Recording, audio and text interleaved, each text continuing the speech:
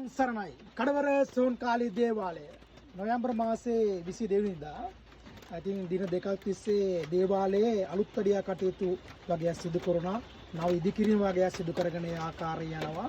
ඉතින් අද හවස වරුවේ අධික ලෙස වර්ෂාව ඇදහැළුණා. ඒත් දරුවන්ගේ රාජකාරී වගේ බාර අරගෙන තිබුණා. ඒ රාජකාරී කරන්න ඕනි, පුද පූජා අද්දිනේ තබන්න ඕනි. ඒ නිසා වසීගුරුකම් වගේ තිබුණා. ජීවන් කටයුතු ඒ අදාළ දරුවන්ගේ සිදු කරා.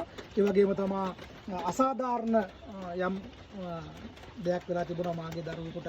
ඉතින් ඒ දරුවට ඒ අසාධාරණේ වුණ ස්ත්‍රියට ඒ දඩුවම් දෙන අදාළ ජීවන් කටයුතුත් ඒ ආකාරයෙන් සිදු කරා. ඒ ආකාර රාජකාරී කරගෙන යන්නේ වර්ෂාව තිබුණත් මොන බාධක තිබුණත් දරුවෙක් යම් ආකාරක රාජකාරියක් බාර දුන්නා නම් මම ඒ රාජකාරිය ඉටු කර දෙනවා හොඳින් හෝ නරකින්. ඒකයි කඩවර සෝන්කාලී දේවාලයේ වෙනස.